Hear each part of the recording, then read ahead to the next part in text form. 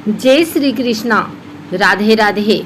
आइए सुनते हैं आज मंगलवार के दिन भगवान राम और उनके परम भक्त श्री हनुमान जी की यह कथा। मर्यादा पुरुषोत्तम भगवान श्री राम के परम भक्त श्री हनुमान जी के बारे में तो सभी जानते हैं। यह भी जानते हैं कि दशरथ नंदन राम हनुमान के हृदय में बसते हैं। लेकिन क्या आपको यह पता है कि एक बार पवन सुत हनुमान श्री राम जी से ही लड़ने पहुंच गए थे। हो सकता है यह सुनकर आपको हैरानी हो, लेकिन यह सत्य है और इस घटना का जिक्र श्री राम कथा में भी सुनने और पढ़ने को मिलता है। लेकिन इससे भी ज़्यादा हैरान करने वाली बात यह है कि पवन सुत जब श्री राम से लड़ने के लिए तैयार हुए तो उन्होंने सौगंध भी मर्यादा पुरुषोत्तम की ही ली। आइए जानते हैं कि ऐसा क्या हुआ था कि श्री राम के परम भक्त पवन सुत को उनसे युद्ध करना पड़ा। कथा मिलती है कि एक बार सुमेरु पर्वत पर सभी संतों की सभा का आयोजन हुआ। कैवर्त देश के राजा सुकंत भी उसी सभा में सभी संतों का आशीर्वाद लेने जा रहे थे। रास्ते में उन्हें देवर्षि नारद मिले। राजा सुकंत ने उन्हें प्रणाम किया। इस पर श्री नारद जी ने उन्हें आशीर्वाद देकर यात्रा का प्रयोजन पूछा। राजा सुकंत ने उन्हें संत सभा के आयोजन की बात बताई। इस पर नारद मुनि ने कहा, अच्छा है, संतों की सभा में जरूर जाना चाहिए। ऐसा कहकर सुकंत को जाने का आदेश दे दिया। सुकंत जैसे ही सभा में जाने के लिए प्रस्थान करने लगे, वैसे ही नारद जी ने उन्हें आवाज दी। इसके बाद कहा कि जिस सभा में जा रहे हो उसमें सभी को प्रणाम करना, लेकिन ऋषि विश्वामित्र का अभिवादन बिल्कुल भी मत करना। इस पर सुकंत ने पूछा कि यह तो उचित नहीं है। तब श्री नारद जी ने कहा कि तुम भी राजा हो, वह भी पहले राजा ही थे, अब संत हो गए हैं, मत करना प्रणाम। राजा सुकंत ने कहा, ठीक है, वैसा ही करूँगा।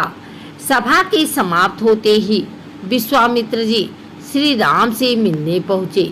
वहाँ पहुँचकर उन्होंने बताया कि उनका अपमान हुआ है।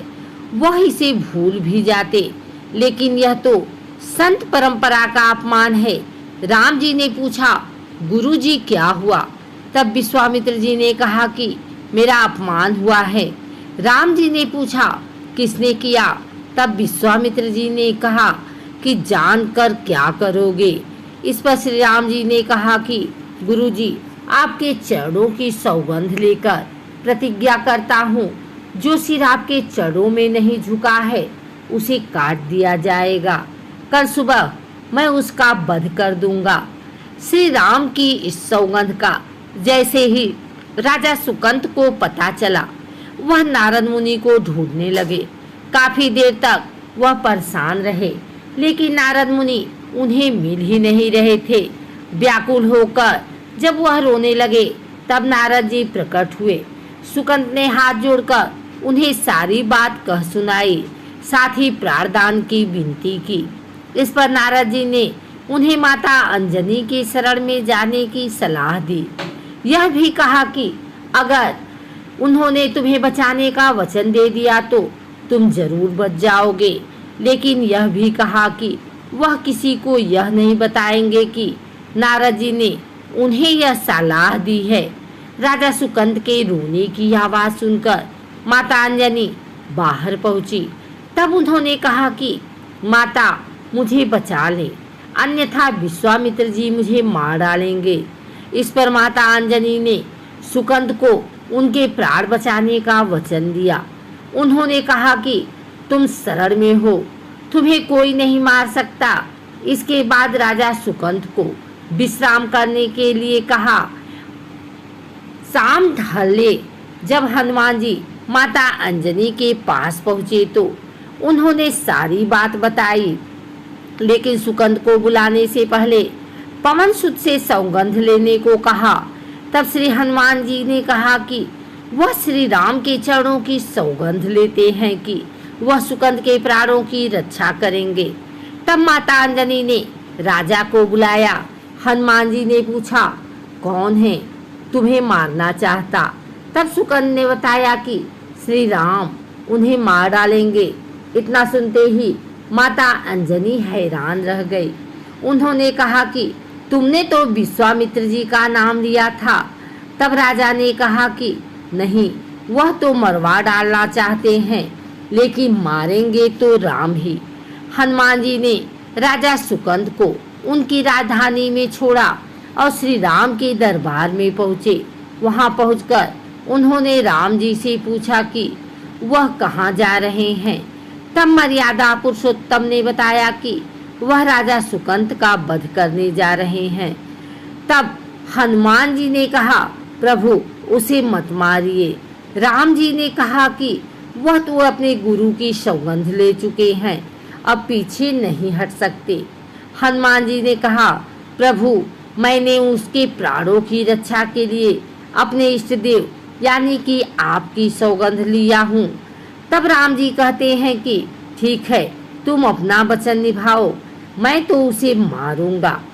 हनुमान जी राजा सुकंद को लेकर पर्वत पर पहुँचे और राम नाम का कीर्तन करने लगे। उधर राम जी राजा सुकंद को मारने के लिए उनकी राजधानी पहुँचे, लेकिन वह नहीं मिले तो वह उन्हें ढूंढते हुए पर्वत पर पहुँचे।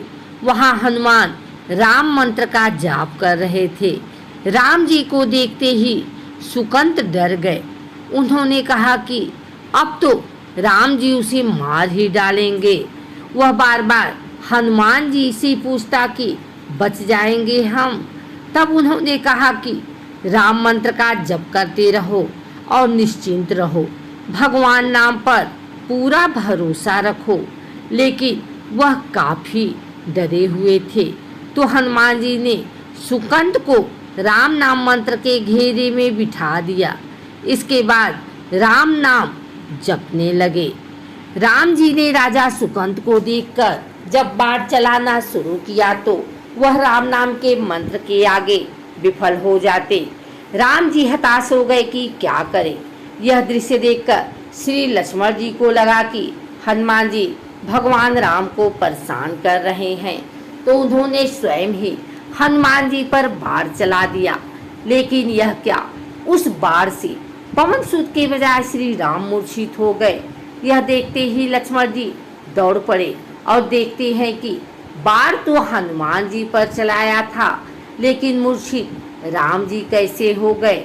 तब उन्होंने देखा कि पवन सूत के हृदय में तो श्री राम बसते हैं। राम जी जैसे ही होश में आए वह हनुमान जी की ओर दौड़े। उन्होंने देखा कि उनकी छाती से रक्त बह रहा है। वह हनुमान जी का दर्द देख नहीं पा रहे थे। वह बार बार उनकी छाती पर हाथ रखते और आंखें बंद कर लेते। पवन सूत को होश आया तो उन्होंने देखा कि राम जी आंखें बंद करके हनुमान जी के छाती पर बार बार हाथ रखते हैं, फिर हनुमान जी के सिर पर हाथ फेरते हैं। तब पवन सूत ने सुकंद को पीछे से निकाला और उसे अपनी गोद में बिठा लिया। तभी राम ने फिर से हनुमान जी के माथे पर हाथ फेरा, लेकिन इस बार वहाँ पवन सूत की जगह राजा सुकंद थे। राम जी मुस्कुराए और हनुमान जी बोल उठे कि नाथ, अब तो आपने इनके सिर पर हाथ रख दिया है, अब तो सब कुछ आपके हाथ में है।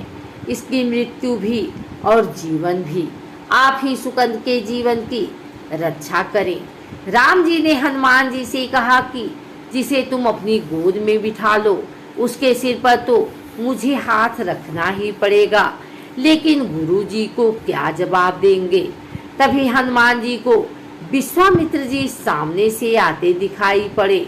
उन्होंने राजा सुकंद से कहा कि जाओ, तब प्रणाम नहीं किया तो क्या हुआ, अब कर लो। राजा ने दौड़कर विश्वामित्र जी का अभिवादन किया।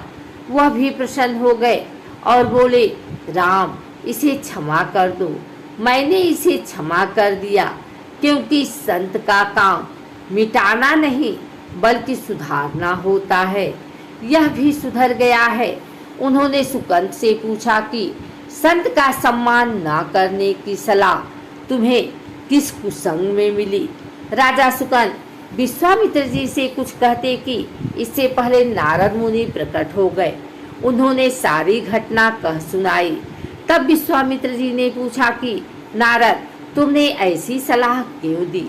तब नारद जी ने कहा कि अक्सर ही लोग मुझसे पूछते थे कि राम बड़े या राम का नाम बड़ा, तो मैंने सोचा कि क्यों न कोई लीला हो जाए कि लोग अपने आप ही समझ लें कि भगवान से अधिक भगवान के नाम की महिमा है।